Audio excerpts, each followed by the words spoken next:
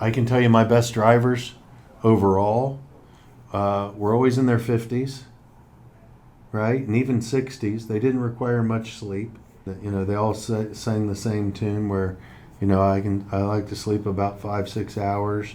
I get up, go to the bathroom, and then, maybe I take a nap in the day. And they were running what would be illegal today back then. Yeah. And they were pretty good at it from a timing it out from long haul perspective. But I don't think that solves the regional driver. I think the regional driver that's running 480 miles every day or 450 miles every day. Back then, we were able to run 3 trips, 2.5 to 3 trips a week to the East Coast from Ohio here, right? From Hmm. Columbus. Now, you can't do that. Your log is squeezed at 2. Yeah. So you're making at least a whole nother trip a week. So that kills from an efficiency perspective. Not even talking about fuel, but we're not being efficient with the number of pieces of equipment that we do have, and we're not allowing that so that hurts our capacity. Yeah. And I don't think we're really bringing drivers into the market at a rate that they're leaving, and supply and demand's our economy, right? So as things slow down now and everybody's, just in time business model and inventory controls are went to just in case, order. Well, now the whiplash is happening from that perspective and volumes are going down across the country. You do have a lot of people retiring out of the industry, right? And trying to recruit, a different generation into it. How do you make it attractive, knowing that there's this regulation that saddles you?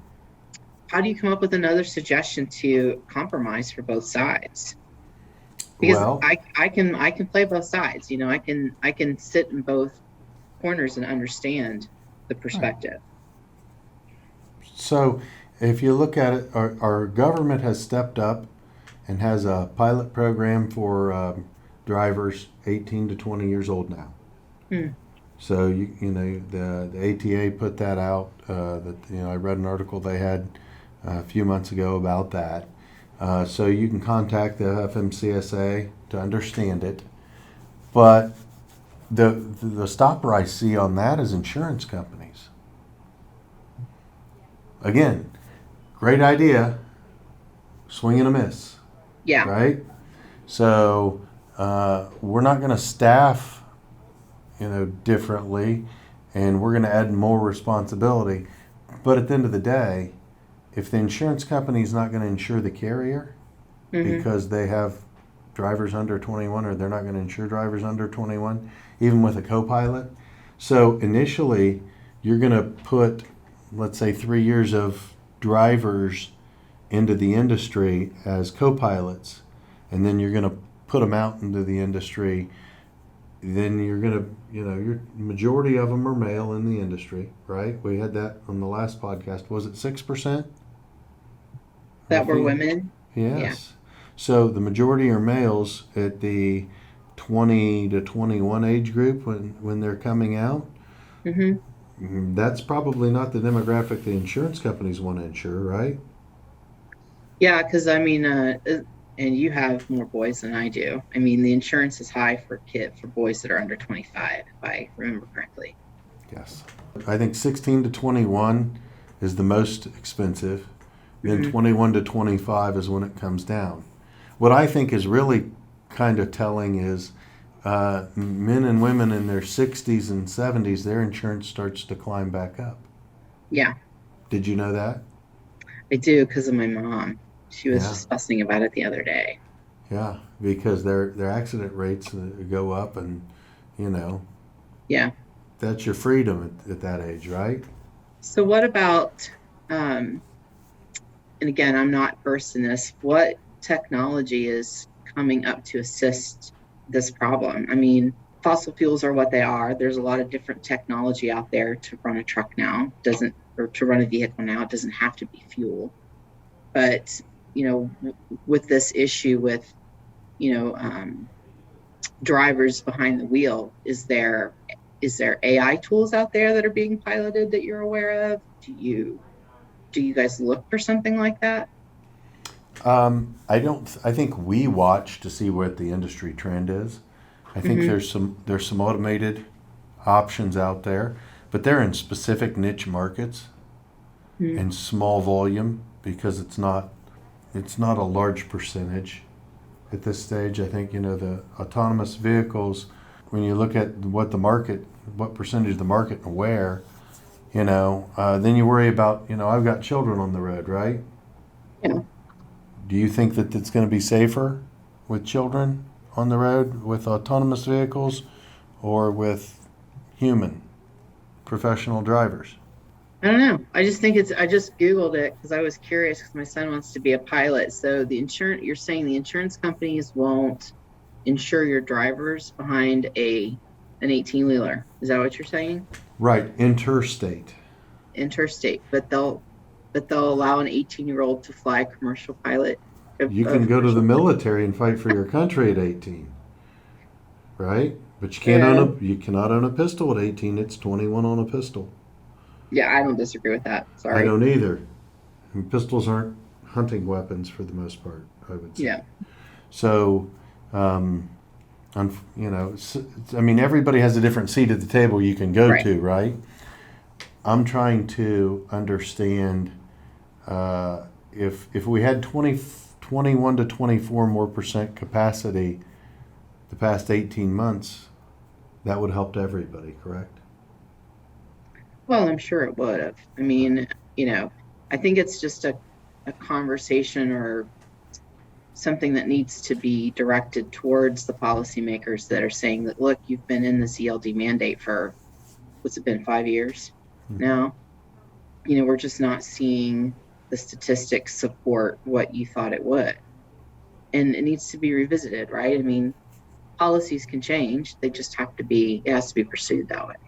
Right, right. And to your point, you were coming back last night and you saw a couple trucks swerving all over the place, picking lanes or whatever. And they, more than likely were in their ELD ruling. They may have been, yeah, yeah.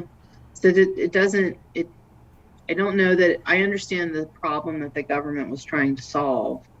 I just don't know that the solution they've put in place is doing what they expected it to do. So now with there being this bottleneck, to me, it's a good time to revisit the conversation with them. They don't listen to me now, so I don't know whether they listen to me about this, but it does, I think, pose a good argument that says, do we need to revisit this? Because statistically, it's just not showing to be viable. Right. What are we, next month? We're 5 years into it? I think so.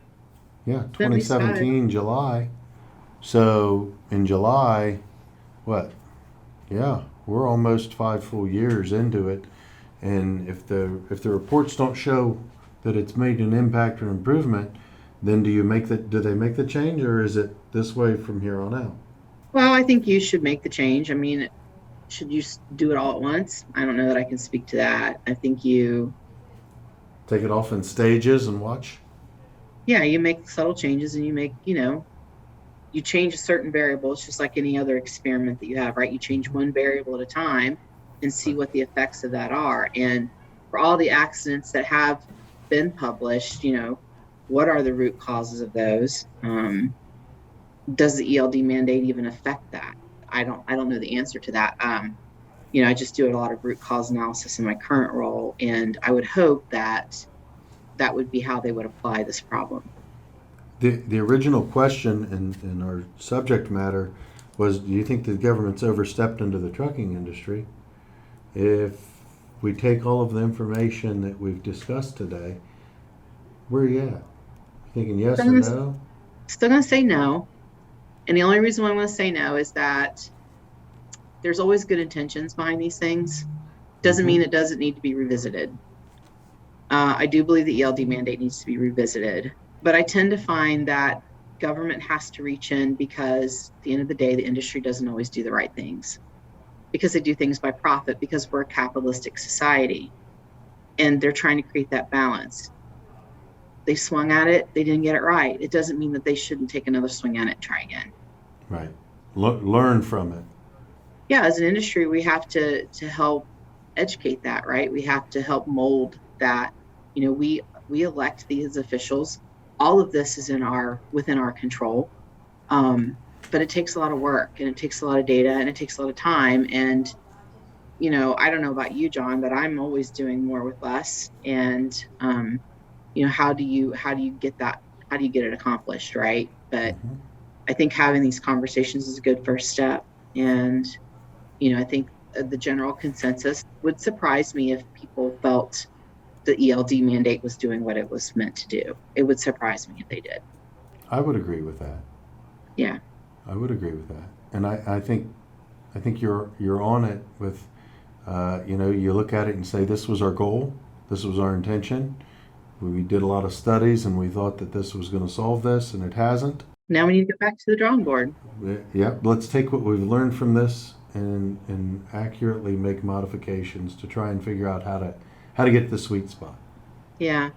I would be interested to hear from a driver's perspective, and, I don't know how you would do this effectively to get their feedback. I mean, they're ultimately the ones that execute this type of stuff.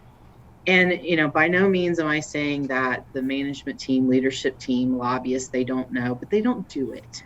You Right. don't do it every day, right? And you need to have that feedback from the people that do it every day that says, these are the tools that we need in order to do this better, instead of people that are in an office that are so far removed from it are making assumptions on. And I have a sneaking suspicion that there were a lot of assumptions that were made for this ELD mandate, and how the data was interpreted, or what they felt drove that. Because, like you and I have said, we're just not seeing the changes that they were expecting. So somewhere along the way on that assessment, there was an assumption made that ultimately was incorrect. I would agree. Maybe it's an ATA and an OOIDA collaborative effort to push legislation, or to push somebody to review it, Yeah. and I think that would help our industry at a time where it could use it. But I don't think that the policy and the refining situation in the whole world, the global market, is going to allow diesel to come off anytime soon. And it may not. So that just then tells me as a shipper that I have to approach these problems in a different way. And I have to make sure that my decisions are to make sure that truck is full, to make sure that I'm not having him waste his time sitting around waiting to get unloaded.